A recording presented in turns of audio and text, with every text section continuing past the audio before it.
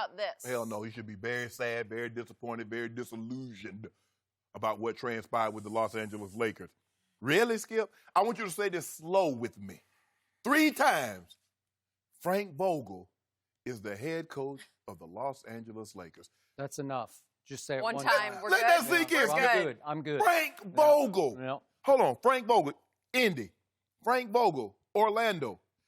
This is the same Frank Vogel that had the Orlando Magic when the year after he got fired, won 25 games. The next year, a coach comes in with that same roster, and they get to the playoffs. That is true. That's that Frank Vogel. Yep.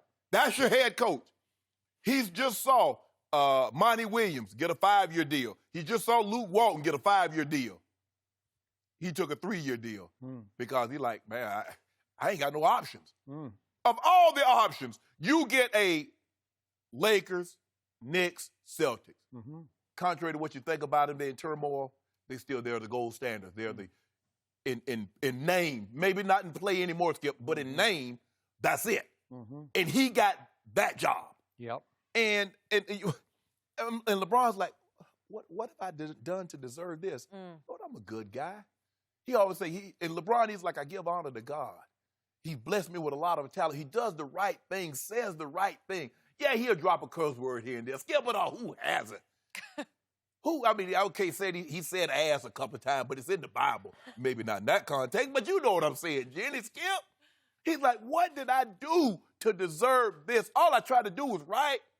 I tried to come to the Lakers and turn things around so all of a sudden, again, people are proud to have on the purple and gold. Showtime Lakers. It's supposed to be me and Magic. Magic dip on me. And now they got Kurt Rambis. The hell Kurt Rambis know about coaching. The hell Linda Rambis know about running an organization. And for that matter, Jeannie Buss as well. But this is what happens, Skip, when you get a collection of people who are unqualified for the positions in which they hold. This is what happens. Normally, if this is a regular business, a little day-to-day operation, Skip, and mom and pop had this thing, it was percolating, going along real well. And something happens to the mom and dad, and they pass it down to the siblings, the kids, and they don't know what the hell they're doing. In a matter of time, either someone buys them out or it goes belly up. Well, this can't happen, Skip, because you know how the NBA works. They got TV revenue. They got yada, yada, yada. So this thing will never go. But they don't know what the hell they're doing. Skip, this is utterly ridiculous. Frank Vogel, if you love Jason Kidd so much, why didn't you just hire him? And Skip, before I turn it over, I just want to know one thing. What the hell did Mark Jackson do to not get a call from anyone? Is there someone have a video of him and a goat or him and a sheep in a compromising position? Because, Skip, the man is too good. They talk about, Jason Kidd developed young talent. Steph Curry, Klay Thompson, and Draymond Green, Draymond, cut their teeth under Mark Jackson. Is that not development? I don't know. But I think the man, listening to him talk, he understands the game, Skip, and the man can't get a call. And jack legs like Frank Vogel just get opportunity after opportunity after opportunity. Man, this is utterly ridiculous. You know what? If Braun went at the Lakers, Skip, you already know. I'd have been out like yesterday. My turn. Skip. Just quick point of order.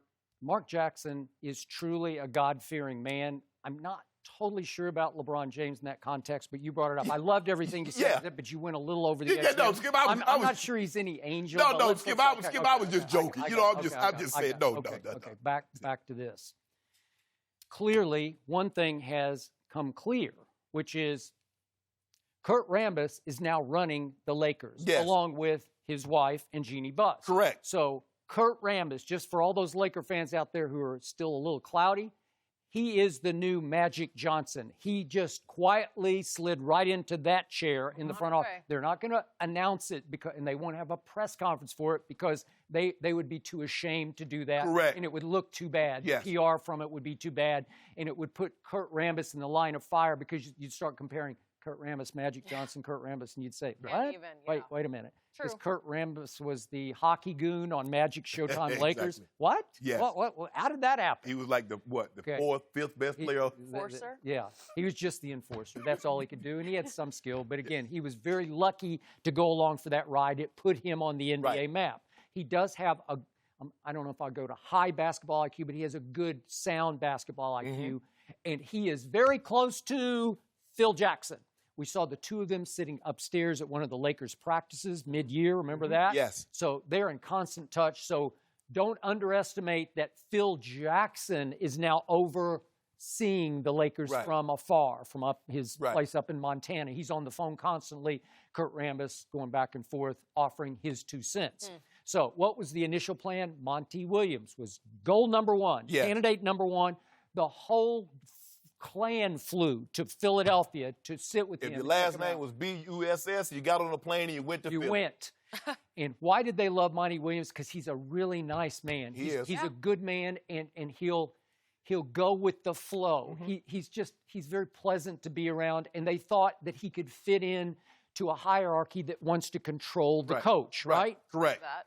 Plan B was really bogus. It was complete. There was no Ty Lue plan B. No. Sorry. They wanted to go through the motions and offer him such an insulting number of years and dollars that he would just laugh at them and say, are you serious? I'm out. Because they wanted him to be out because they didn't want to look like they were catering to LeBron James. Okay. So now they're in a lurch. Where do we go? Where do we go? Well, wait a second.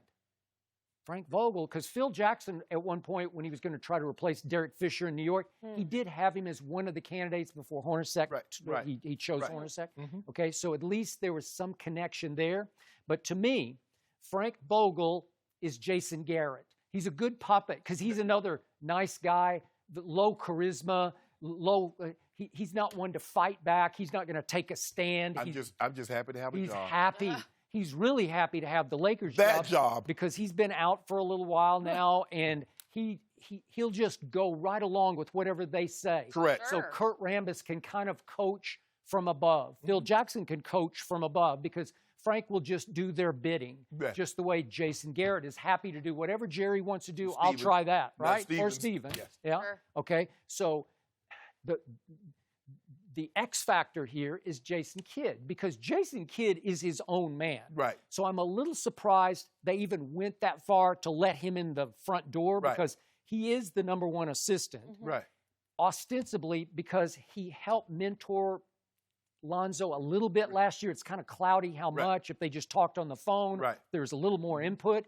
But he was hired to handle Lonzo, to try to bring him along and teach him the real ropes of how to be a tougher-minded NBA point guard because Jason Kidd was about as tough as he was, right? Yeah, he's loose, diving on floor, setting picks. Yeah, he didn't back. Yeah, he did not back down. 6'4", raw-boned, and just took it right to you. Played physical defense. Skip, can we really get to the crux of this?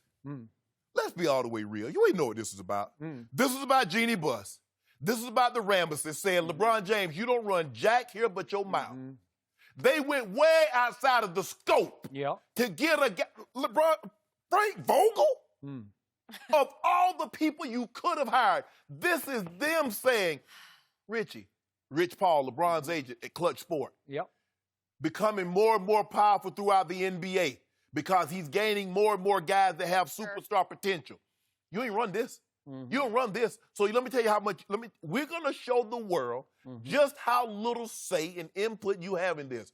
We're going to get a guy that's no better than a high school coach in this situation. Now, he's had success in Indiana, but to put him in that, because at the end of the day, anytime you have LeBron James, championship is the expectation. Well, who said no to him twice in Indiana in the conference finals? Bron. And he had a little assistance from Dwayne Wade, but I'll give you that. Yeah.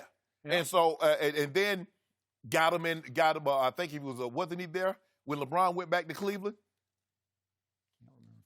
Might have been Nate McMillan. Yeah, I think it. But that's what this is about, Skip. This is my team. That's about you. Look, this is what you go get served. Sure. It's like a restaurant, Skip. No. My grandma used to say, "Boy, hey," I'm like, "Granny, I don't want to eat that." She said, "Well, do without." LeBron James, I don't want no Frank Vogel. Okay, well, do without. That's your coach. You got no choice in the matter. If you're going to play for the Lakers, you're going to play under Frank Vogel. The message is we pay you $36 million. Yeah. Next year is it 40? Might jump up to 40. Because I think it was a 4-year deal worth $155 million. So it might be $40 million. We pay you $40 million. You'll like it. Yes. You'll like Frank Vogel. Yeah. Oh, Frank Vogel Massive. is the head coach. Skip, my Interesting. thing is, if you like Jason Kidd so much, why in the hell you just hired him? I agree, because he deserves to be the head coach. But this is my issue, and I told you this Friday. If, in fact, Jason Kidd is even the defensive coordinator, the one thing he will not let LeBron get away with, even in year 17, is he's going to want him to play more defense than he played. It's just the way Jason is built. He's going to hold LeBron's feet to the fire, and I don't know if LeBron's going to like that either. Let me tell you what's going to happen. You remember when they interviewed Ty Lue? They ended up hiring David Blatt, but they told David Blatt, you got to hire Ty Lue. LeBron spent no time talking to David Blatt. He spent all his time talking to Ty Lue. Yep. Okay. So you know what's going to happen, Skip. Well, now again, are they going to talk defense? They're going to talk, he ain't talking to Frank Vogel about nothing. That's Well, I good know why comparison. Jason Kidd took this job, took a back seat to Frank Vogel, because he believes that Frank Vogel won't last long and he'll be positioned to take over the Lakers. That's what he believes. Yeah. That's interesting. But I'm not sure that the front office wants any part of Jason Kidd the way they want to control the coach. Right. Because remember what happened to Jason Kidd his first go-round? Remember about in New Jersey? You know what I've learned? I've learned that in all the pro sports, it's when ownership gives up control and let the people that they've hired, that they put in place, do their job. Those are the teams that become successful. That's true. You look at the Patriots. Yep. You look at the ownership in Golden State. Yep. They ain't trying to tell Bob Myers. They're not trying to tell Steve Kerr what the hell to do. Mm-mm. But Jeannie, for some reason, and Kurt Rambis is running the Lakers. He is Day to running day. the Lakers.